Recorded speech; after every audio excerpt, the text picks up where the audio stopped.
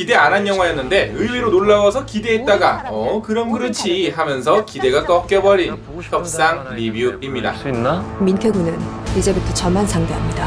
하늘 좀 더 키워보죠.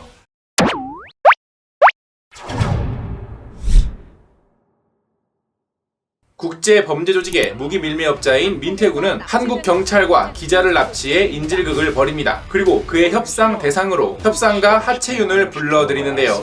협상하자고 불렀으나 도대체가 어떤 목적인지가 모르겠는 민태구. 이에 의문을 푸는 하채윤은 사건을 파헤치면 파헤칠수록 어떤 음모가 도사리고 있다는 것을 알게 됩니다. 신선한 접근에 비해 다소 맥이 빠졌던 스릴러 영화입니다.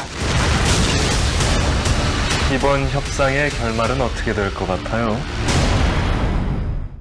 목감기가 있어서 목 상태가 평소 같지 않다는 점 미리 시작을 말씀드립니다. 자, 안녕하세요. 같이 영화 보는 남자 엉준입니다. 오늘 여러분들께 리뷰해드릴 영화는 바로 협상인데요.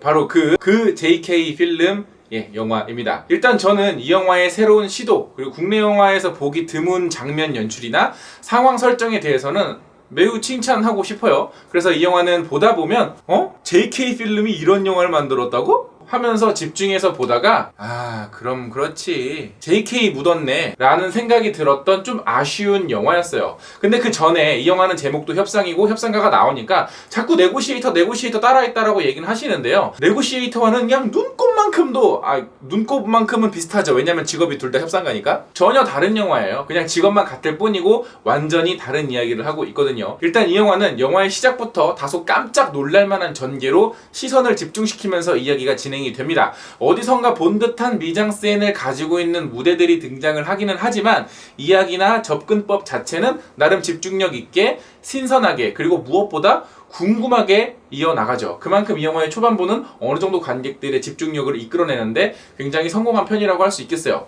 하지만 이 영화는 기본적으로 감독의 부족한 연출력이 그 맛을 잘 살리지를 못합니다. 스릴러라는 기본 장르에는 다소 부족한 연출력이었다는 거죠. 긴장감, 서스펜스, 완급 조절, 여러가지 이런 디테일들의 연출이 있었어야지 더 살았을 텐데 그러지 못했다는 거예요.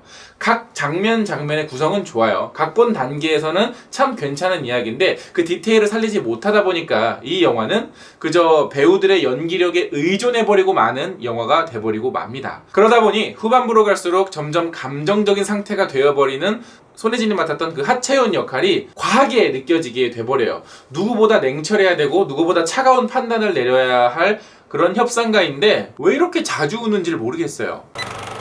왜 그렇게 감정 소모가 심한가? 저 성격이 저 직업에 맞는 거라고 생각을 한 걸까? 라는 의문이 중반부를 넘어서면서 계속 팍팍 꽂히기 시작을 하죠. 그렇다고 그녀가 이 시대 최고의 협상가라는 설정도 아닙니다. 시놉시스를 보시면 어떠한 상황에서도 냉철함을 잃지 않던 최고 협상가라고 써있지만 영화에서는 전혀 그런 모습이 없어요. 때문에 영화를 보다가도 문득 대체 제가 왜 저기서 협상을 하고 있지? 그리고 저게 협상이 되긴 하는 거야? 라는 생각이 든다는 거죠. 오히려 중간에 잠깐 등장을 했었던 그 국정원의 협상가들이 훨씬 더 전문가처럼 보여요. 영화 내에서는 실력은 형편없지만 어떤 그 직업적인 내공이 더 있어 보이는 캐릭터거든요. 이제 물론 그 배우가 뭔가 저랑 조금 닮았다고 해서 이런 얘기를 하는 건 절대 아니에요. 자, 이제 이 얘기를 들은 사람들은 뭐야? 그 국정원 협상가가 엉준 닮았다고? 그러면서 영화 볼 때 집중 못하게 될 거야. 시놉시스와는 완전히 다르게 이 주인공이 감정에 치우쳐지게 되는 원인은 바로 이겁니다. 이 영화는 장면의 이야기 자체는 나쁘지 않지만 결정적인 사건과 사건을 풀어나가는 결정적인 계기들이 정말 유치해요. 그리고 되게 유치하게 해결돼요. 아니 이런 놀랍고 기발한 설정이? 라는 게 아니라 겨우 저것 때문에 저걸 못 알아가지고 저렇게 된 거였어? 라는 식의 유치한 설정들이라는 거죠. 사건의 연결이 유치하고 그 설정 자체만으로는 관객들을 납득시키기가 어렵기 때문에 주인공의 감정선이 훨씬 더 중심이 돼서 그걸 이끌고 나가버린다라는 겁니다. 그래서 이 영화는 이야기가 재밌어서 혹은 캐릭터가 뭔가 사건을 만들고 그 사건을 해결하면서 이야기가 진행되는 그런 영화가 아니라 그냥 시간이 흐르니까 자연스럽게 일이 여기서 이렇게 돼버렸다 정도의 아쉬운 만듦새로 끝나버리고 난다는 거죠. 그리고 실제로도 그래요. 이 영화를 보고 나오면 어차피 시간이 지나면 해결될 일이었어. 주인공이 하채연일 필요가 없어. 거기다 영화는 초중반부를 지나서 후반부로 지나가면 현빈 씨가 맡았던 민태구라는 캐릭터의 동기와 목표가 또렷해지기 시작을 하는데, 그러면서 영화는 더더욱이 갈피를 못 잡습니다. 계속해서 악당이었던 현빈에게 관객들이 어느 순간 몰입을 해야 되는 지점이 오게 되는데, 그 연출이 부족했기 때문에 몰입이 제대로 안 된다라는 단점이 있죠. 이게 어떤 영화랑 느낌이 많이 비슷하냐면 시카리오 1편하고 되게 비슷해요. 시카리오도 에밀리 블런트가 주인공이라고 생각을 했으나 영화가 중후반부에 가면 주인공이 뒤바뀌면서 영화의 분위기 그리고 몰입감이 완전히 달라지거든요.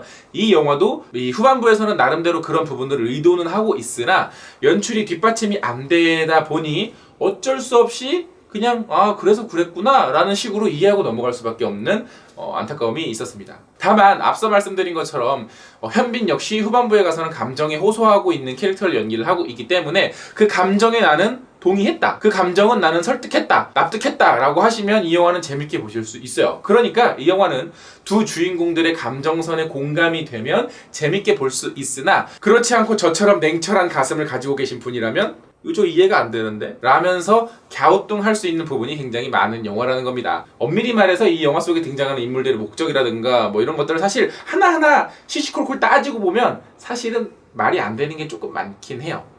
근데 그거를 볼 때는 잘 못 느낀다? 왜냐면 이 감정선에 이끌려 가다 보니까. 근데 그게 또 바로 JK 필름이 굉장히 잘하는 형식의 이야기였거든요. 그래서 이 영화도 마찬가지로 호불호는 굉장히 갈릴 것 같은데 마음 편안하게 그냥 뭐 OCN에서 만드는 범죄 드라마 정도 본다 생각하고 보시면 그냥 무난하게 볼 수 있는 작품이었던 것 같아요. 다만 신선한 접근에 비해서 조금 아쉬웠다는 거. 자, 이 영화도 마찬가지로 유튜브 커뮤니티에서 여러분들의 댓글을 받아봤으니까 그거 한번 같이 읽어보면서 이야기를 해보도록 하죠. 이수님께서는 이번 명절에는 영화를 안 볼 겁니다. 차라리 우리 집 고양이가 그루밍하는 걸 2시간 동안 보겠어요. 아우, 고양이가 그루밍하는 거 구경하는 것만큼 꿀잼이 어딨어요. 이영재님께서는 꾼에서 현빈이 판을 짜보죠 하고 극골랐는데 이 영화 예고편에서 현빈이 판을 짜보자고 하던데 이번 편도 망작인가요? 이번 편은 망작까지는 아니지만 하여튼 조금 약간 애매한 경계에 있는 영화긴 해요. 하지만 제 기준에서는 망작은 아니었습니다. 망작의 기준은 생각보다 굉장히 까다로워요, 여러분. GB리님께서는 삼행시를 지어주셨는데요. 윤, 이번 추석은 제, 쉽지, 균, 않을 겁니다. 다차원 멀티버스 같은 삼행시가 유행인가 보죠? 예. 참고로 윤재균 감독이 제작도 했고 각색도 하셨더라고요. 카이저 소재님께서는 썸 타던 여자에게 이 영화를 보여주고 난 후 우리 사이에 대해 다시 한번 진지하게 협상을 해보자더군요. C. 감정에 호소해보세요. 고래소녀님께서는 범죄 스릴러 영화임에도 뻔한 한국형 신파로 끝마무리할 것 같은 느낌적인 느낌? 아니면 끝은 제대로 끝나도 중간에 신파 끼어 팔게 할 것 같네요. 약간 그런 감성이 있어요. 뭐 엄마나 아빠 뭐 이런 얘기 많이 했잖아요. 이번에는 또 다른 가족으로 합니다. 뭐 근데 그게 뭐 과하진 않은데 이렇게 감성은 조금 남아있어. TV타우리님께서는 영화가 협상은 안 하고 감성팔이나 하고 자빠졌네요. 네고시에이터 1승. 요새 케이블 TV에서 네고시에이터 다시 하는 것 같던데 한번 그거 재밌게 보세요. 네.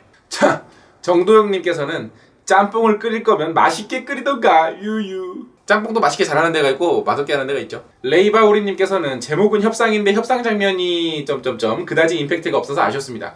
그건 정말 매우 공감합니다. 협상 기술이라는 게 뭐 없지 않았어요? 거의 뭐 콜센터 직원. 양복쟁이님께서는 뚝심 있게 밀고 가다가 CJ 감성 끼얹음. 그거 사실 JK 감성이에요.